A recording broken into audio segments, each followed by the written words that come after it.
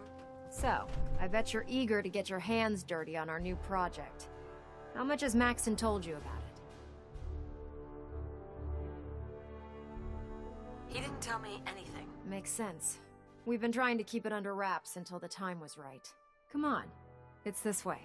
Unless you're blind as a bat, I'm sure you've noticed that we've been building a gantry on the tarmac. Maxon and Kells have been looking for something that'll tip the balance when we go toe-to-toe with the Institute. Now, the Pridwin might be a big beast, but she's not built for fighting. That's where our new project comes in.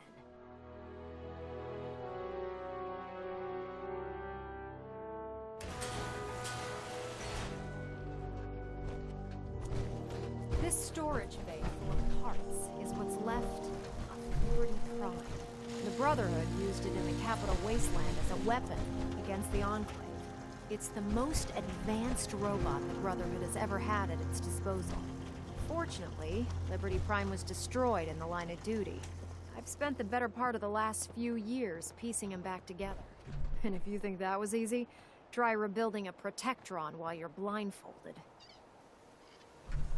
In order to get Liberty Prime fully operational, we're going to need your help. My help? I don't know a thing about robot repair. Why don't we leave the repairing to my scribes?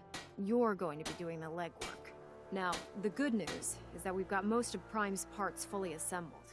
The bad news is that it's going to take more than a few rivets and some spot welding to get them working again. The first problem is his CPU. It's fragile, and every time we try to feed power to it, it blows itself out. Why is the power blowing out his CPU? Liberty Prime has a highly complex power system. A good deal of that system was damaged when he exploded. So I'm working in the dark, trying to come up with parts on my own. Luckily, you were able to convince Dr. Madison Lee to return to the Brotherhood. She was on the original build team for Liberty Prime a little over a decade ago. I've already spoken to her, but she's reluctant to work on Prime for some reason. If you could get her down here to lend a hand with his power system, we can get the big guy moving.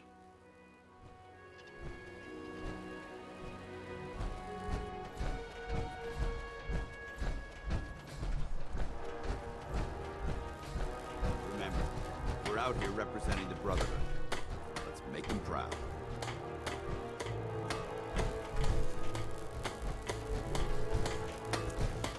Yeah. Paladin dance. Ready to continue our mission, soldier? Not now. No problem. Let me know when you're ready.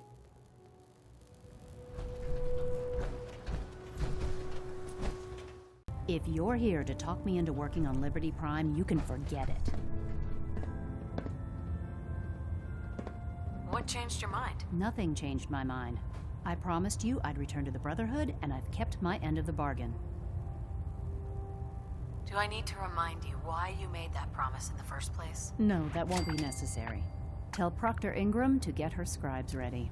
It's going to take a hell of a lot of work to get Liberty Prime back online, but we'll get it done.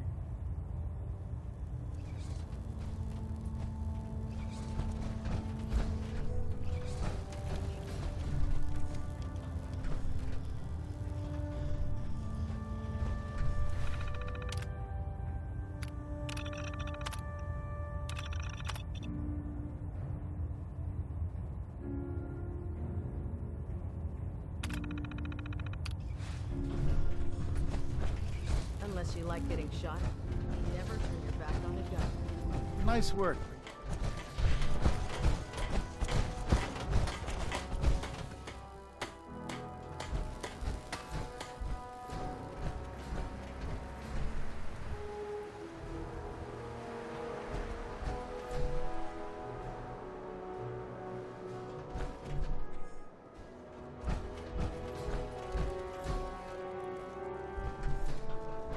Excuse me, Proctor Ingram.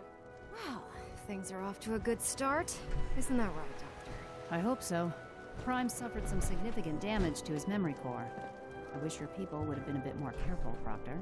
The good news is that the damage isn't irreversible, and I should be able to get the power flowing into his CPU core without overloading. If your people stay out of my way, that is. Charming, isn't she?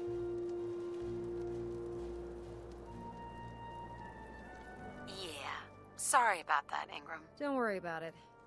We might be butting heads on a few issues, but I've dealt with worse. Besides, Dr. Lee's worth all the aggravation. We're working with one of Prime's original designers. I don't see it getting any better than that. In fact, since things are going so well, we're gonna have you start building his electromagnetic actuators. You're acting like I know what those are. Oh, I know you haven't the faintest idea what I'm talking about. I just like watching you squirm. The actuators are what allows Liberty Prime's arms and legs to move. Prime's new limbs are way too heavy for the simple hydraulic pistons he had in the past. We're gonna have to rip those out, construct a brand new system using electromagnets, and install them in his limbs. What we need you to do is build the actuators for us. Now that you know what the actuators are, you need to know how to make them. These are the plans and the materials list. Don't lose them. Now, before you get that look on your face, you'll be happy to know that we have plenty of the raw materials on that list right here at the airport. The only thing we need you to head out and find is a high-powered magnet. According to Proctor Quinlan, the best place to find one is in any of the ruined hospitals around the Commonwealth. We've already sent out a few teams to find the rest of the high-powered magnets you'll need. They should be back by the time you return. Once you start building the actuators, we need one for each limb, so you'll need to make a total of 4. Good luck.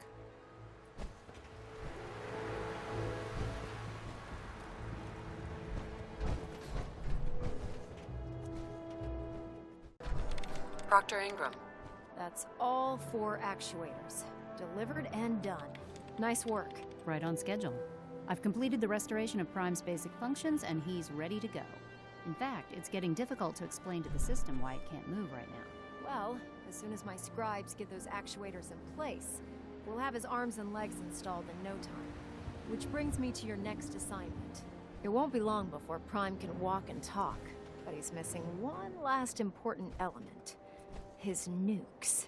Without them, his offensive systems aren't operating at peak capacity. What's Prime armed with? Prime has 2 weapon systems, his eye laser and his nuke pack.